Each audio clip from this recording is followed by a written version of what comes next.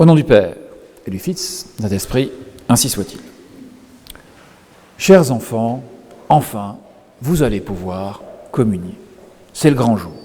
C'est déjà un grand jour parce que c'est dimanche, mais vous savez que vous allez pouvoir enfin recevoir ce cadeau de Jésus qui se donne lui-même, que vous allez recevoir de la manière la plus éminente. On a toujours un contact avec Jésus quand on prie. C'est le message de l'évangile d'aujourd'hui, il faut savoir prier, savoir demander. C'est vrai. Mais justement, la manière la plus grande de prier, d'avoir ce contact, eh bien, c'est de pouvoir communier.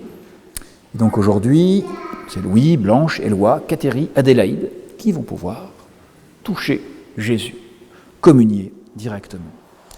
Communier, ça veut dire, pas seulement pour dire manger l'hostie, surtout c'est recevoir le corps, le sang, l'âme et la divinité de Jésus-Christ. C'est pas seulement le corps, c'est pas seulement le sang, c'est véritablement tout ce que Jésus-Christ veut nous donner qui nous est proposé. C'est l'union entre notre âme et Dieu qui est portée à son sommet. Vous savez qu'on dit qu'on ne sépare pas ce que Dieu a uni. Vous allez pouvoir recevoir pour la première fois, chers enfants, la communion, l'union la plus grande. Eh bien, il va falloir la continuer, non seulement par des communions ensuite, qui vont toujours être présentes, mais par cette union avec le bon Dieu, par la prière, par les actes, les choses que l'on fait qui sont bonnes, les bonnes actions. Et ceci est vrai pour toutes les personnes donc, qui font leur première communion aujourd'hui, mais surtout pour tous ceux qui l'ont déjà faite, cette première communion. Souvenons-nous que nous avons cette continuation de notre première communion à avoir pour avoir cette union habituelle avec notre Seigneur Jésus-Christ. On peut faire la comparaison avec la messe. Vous savez que la messe en tant que sacrifice est la continuation du sacrifice de la croix. C'est comme s'il ne s'était jamais arrêté, c'est le même acte. D'une certaine manière, une fois notre première communion faite, nous devrions avoir la même continuation de la communion avec Dieu, c'est-à-dire de l'union de notre âme avec le Seigneur, et ceci au fur et à mesure de notre vie, en ayant les confessions pour nous racheter de nos écarts à droite ou à gauche, et en ayant toujours les communions qui sont là pour nous dire, une fois la première communion faite, nous continuons toute notre vie durant pour pouvoir être unis avec le bon Dieu. Unis avec le bon Dieu, unis avec le plus grand de tous les sacrements. Il y a 7 sacrements, le catéchisme nous le rappelle, mais saint Thomas d'Aquin, comme bien d'autres, sont là toujours pour nous rappeler également que l'Eucharistie est le sacrement le plus grand. Tous les sacrements sont comme ordonnés à l'Eucharistie. Le baptême est fait pour recevoir l'Eucharistie. La confession nous permet de retrouver l'accès à l'Eucharistie.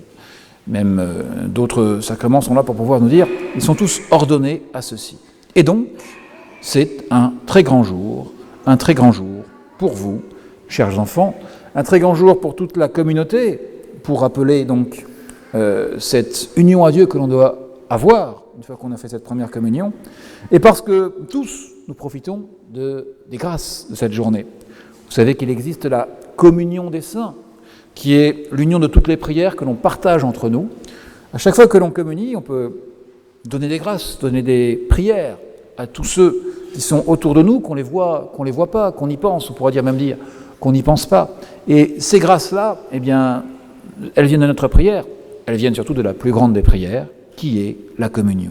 Donc aujourd'hui, la communion des saints est là pour nous rappeler que ce que vous allez faire, chers enfants, c'est pas seulement pour vous, mais c'est pour toute la communauté ici et pour toute l'Église.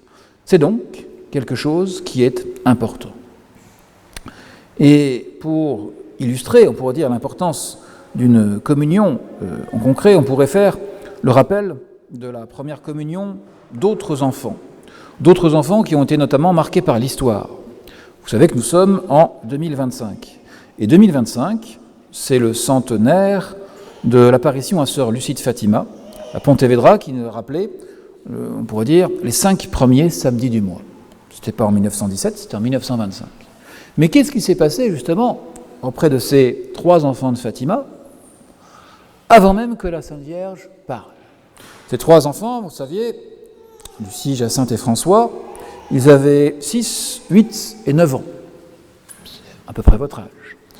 Et ils ont eu une mission particulière, puisque la Sainte Vierge est venue les voir pour donner un message. Une mission qui est une mission, on pourrait dire, pour toute l'Église. Et ceci nécessite des grâces, nécessite d'être digne.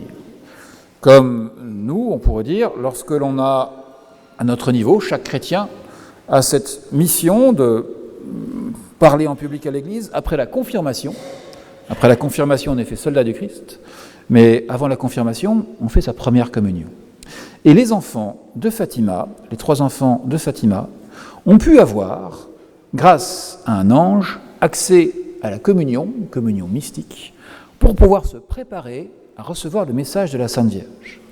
Le message de la Sainte Vierge, il a débuté le 13 mai 1917, et tous les mois, la Sainte Vierge est revenue.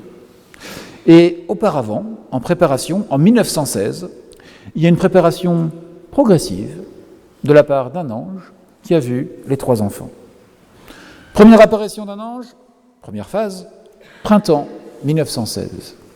Les enfants sont, on pourrait dire, en train de prier quelque part avec leur troupeau, et c'est là où l'ange leur apparaît, il les rassure, n'ayez aucune crainte, je suis l'ange de la paix, priez avec moi. Une invitation à la prière. Il dit aux enfants, priez avec moi. Comme l'Église, aujourd'hui dans l'Évangile, nous dit de prier, de demander avec Jésus. Et l'ange leur donne la prière, c'est pas seulement une invitation, il leur donne le mode d'emploi. Mon Dieu, je crois, j'adore, j'espère, je vous aime, et je vous demande pardon pour ceux qui ne croient pas, n'adorent pas, n'espèrent pas, et ne vous aiment pas. Et il disparaît. L'ange est venu une première fois, première étape. Deuxième étape, ce n'est plus en printemps, mais cette fois-ci en été 1916. Alors que les enfants sont en train de jouer, l'ange apparaît. Il revient, c'est le même. Et il leur dit, mais que faites-vous ? Priez, priez beaucoup. C'est bien de jouer, mais il ne faut pas oublier de prier, et de beaucoup prier. Il insiste, les 5 heures de Jésus et de Marie ont sur vous des desseins de miséricorde, offrez sans cesse au Très-Haut des prières et des sacrifices. De tout ce que vous pourrez, offrez à Dieu un sacrifice, un acte de réparation pour les péchés, par lesquels il est offensé, et de supplication pour la conversion des pécheurs, et surtout accepter et supporter les souffrances que le Seigneur vous enverra. Donc, deuxième étape, deuxième message de l'ange, non seulement prier et continuer à prier, mais offrir. Savoir offrir, c'est-à-dire savoir faire des sacrifices, qui sont dans la continuation de la prière, qui sont comme les compléments. Et troisième étape, en automne 1916, cette fois-ci, les enfants prient, ils prient longtemps, ils prient avec cette prière qu'ils ont appris de la part de l'ange, et l'ange vient. Et l'ange vient, et il n'est pas venu les mains vides, puisqu'il arrive en tenant dans sa main gauche un calice, sur lequel était suspendue une hostie, de laquelle tombaient des gouttes de sang dans le calice. L'ange vient avec la communion. Et laissant ce calice et l'hostie suspendus en l'air, l'ange les lâche, il vient avec les enfants, il se prosterne près de nous, dit Lucie, pour répéter 3 fois la prière à la Trinité. Une nouvelle prière, encore plus profonde, d'adoration de l'Eucharistie. Et une fois cette prière effectuée, l'ange se relève, il prit à nouveau dans ses mains le calice et l'hostie, et il donna la communion aux enfants, en disant « Mangez, buvez le corps et le sang de Jésus-Christ, horriblement outragés par les hommes ingrats, réparez leurs crimes, consolez votre Dieu. » Troisième phase, donc, toujours de préparation, on pourrait dire, à la Sainte Vierge, mais c'est le sommet. On arrive véritablement à quelque chose où on est à l'apogée, comme on dit. L'ange donne la communion. Il permet à ces 3 enfants d'être unis à Jésus, non seulement dans la prière, mais également dans cette réparation pour consoler Dieu. Ce n'est pas la première fois que des anges interviennent pour donner, miraculeusement, mystiquement, une communion à des saints. On pourrait en faire toute une liste. En voici quelques-uns. Saint Raymond Nona, Saint Bonaventure, Sainte Agnès de Montepulciano, Véronique de Binasco, bienheureuse, Stanislas Kostka, Sainte Véronique Giuliani, Saint Gérard Magella. On pourrait continuer la liste. Dans l'histoire de l'Église, on voit des anges qui viennent voir des saints et leur donnent la communion. Ceci est donc une réalité qui doit véritablement nous aider et nous dire que dans cet acte de l'ange, on a comme un résumé de très nombreux miracles eucharistiques. Vous savez, on parle souvent des miracles eucharistiques, c'est-à-dire des miracles qui interviennent avec l'hostie. Quelquefois, par exemple, on a l'enfant Jésus qui intervient dans l'hostie. Il apparaît. On a des guérisons. Et là, vous voyez qu'avec ce que fait l'ange, tout d'abord, il y a une hostie, on pourrait dire, qui est distribuée par l'ange, premier miracle eucharistique, comme la liste que je vous ai faite. C'est une chose qui intervient quelquefois. On a une hostie qui saigne. Deuxième type de miracle eucharistique.